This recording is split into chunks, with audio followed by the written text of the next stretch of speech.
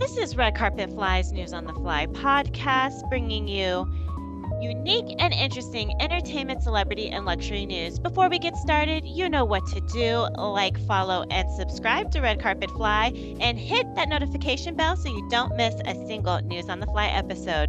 Before we get started, I just want to talk about where I've been and why I temporarily stopped News on the Fly podcast. So I've been away from Red Carpet Fly for about a year and a half because I had a baby. Yes, guys, we have a new member of the Red Carpet Fly family. I underwent IVF and then I got pregnant and I had a little baby girl, and all these things are very stressful on you physically, mentally, and spiritually. And it's just taken a while for me to get adjusted to this new normal. But that's a very, very, very short version of why I've been away. Hopefully, I'll be able to resume sharing stories with you guys on a regular basis because I have missed you guys. A big thank you to everyone who's DM'd me, emailed, called, text, sent smoke signals to check on me. I really appreciate it, and I appreciate everyone who's been patiently waiting for my return. I really, really appreciate you guys. Anyway, enough of that. Let's get into these headlines. So this past weekend was the 4th of July weekend. The 4th of July fell in the middle of the week last week, so it just made it for an extra long weekend.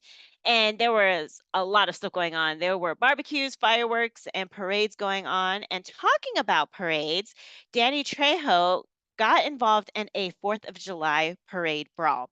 The actor Danny Trejo, who is known for his movie, who is known for from like American Me, was in a brawl on 4th of July, uh, and he was participating in a parade in Sunland, California.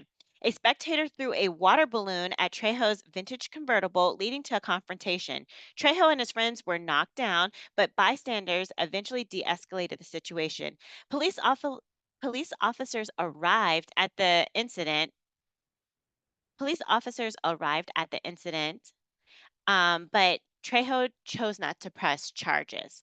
So my take on this is, it seems like this story made TMZ, and the story behind the story is that in Sunland, I guess it is a tradition to throw water balloons at the participants in the parade.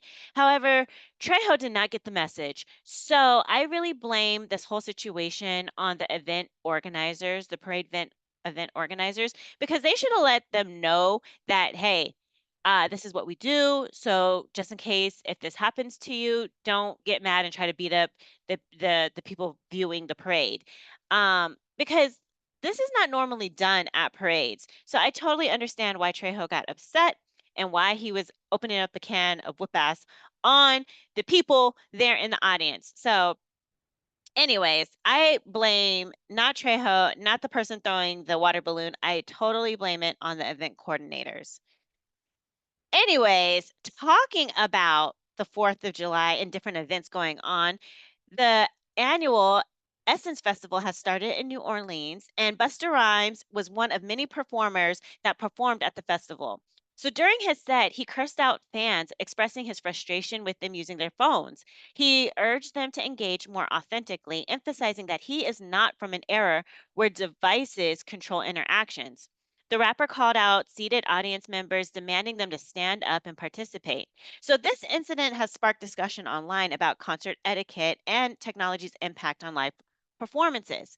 So, I feel like I get where Busta Rhymes is coming from. Like, you want people, you're performing, the artist feeds off the energy from the crowd.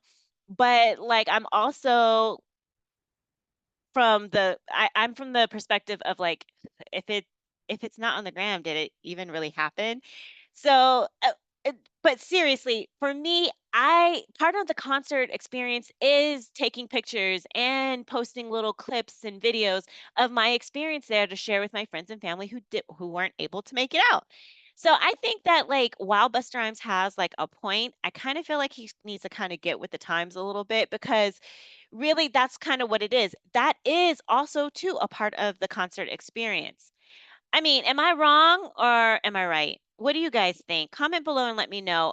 Do you agree with me that having your phone out and taking pictures and posting little videos is a part of the concert experience? Or are you, you know, agree with Busta Rhymes that no, you need to enjoy and be in the moment, sans the cell phones and any kind of like social media interaction while you're at the concert? Let me know. I could be wrong. So, talking about events, I feel like there's so much going on. So there was the 4th of July, and then of course it's the Essence Festival, and the ESPYS are coming up. It's just like all these events are like all collapsing into just a huge and busy summer. Um, I know everyone is aware that the Paris Olympics is about to start. So, and let me tell you, Paris is pulling out all the stops, okay? All the stops when it comes to preparing and hosting the Olympics there in that city. I believe that I think Vogue and some other fashion and some fashion houses have been doing Olympic themed fashion shows, and there have been like a ton of concerts too. Well, keeping in step with all these activities surrounding the Paris Olympics, Louis Vuitton has decided to design the Olympic medal bearer outfits. The French fashion house Louis Vuitton has created hundreds of outfits for the volunteer troop at the Paris 2024 ceremonies. The brand has also designed ceremonial attire and medal trays for the Olympic and Paralympic Games. The outfits feature eco friendly elements, and Louis Vuitton continues its legacy of craftsmanship and luxury. I just kind of want to watch the Paris Olympics just to see all the opulence and high end stuff. I feel like all the activities surrounding the Olympics almost is rivaling the actual event. How many of you guys are planning to watch the Olympics? I'm always like a big Summer Olympics fan, so I'm going to be tuning in. Well, tuning in and tuning in and tuning out. But I plan on watching some of the events that are going on during the Paris Olympics. Okay, moving on. Last story. I could not finish this podcast without mentioning the never ending Drake and Kendrick beef. So I'm sure you're already aware that Kendrick Lamar dropped his music video, Not Like Us, on the 4th of July, which so happened to coincide with Michael Rubin's all white party. So people online are saying that Drake at this party has been looking tired and stressed out, and they're chalking up his appearance to his beef with Kendrick and the release of this video. Some people are speculating that the timing of Kendrick's video drop was a deliberate move.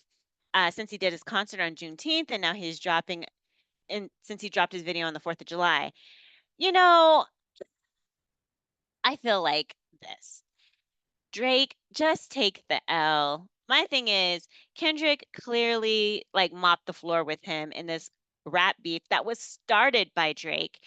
And I just feel like what he should do now is just don't let this get to you.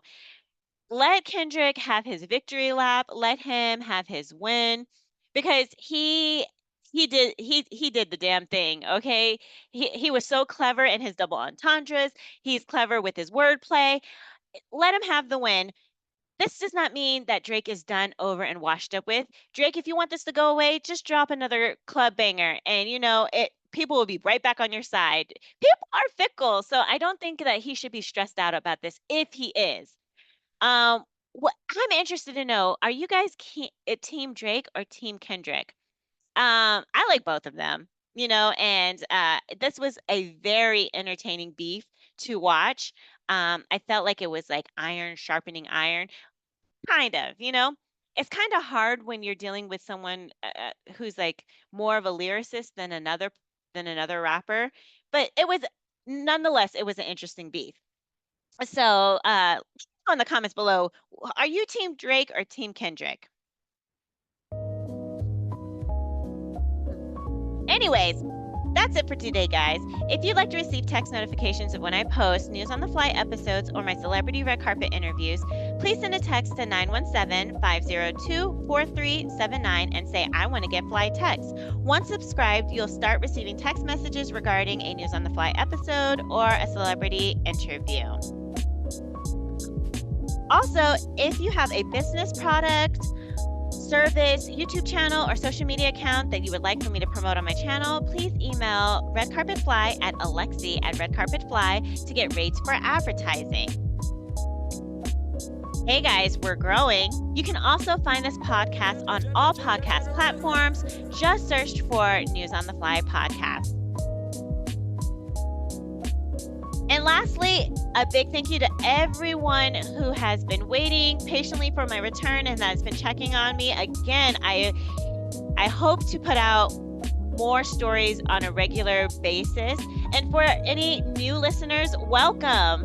Please like, follow, and subscribe and share our YouTube channel, Red Carpet Fly, and also follow us on Instagram and Threads at Red Carpet Fly. And until tomorrow, always stay fly.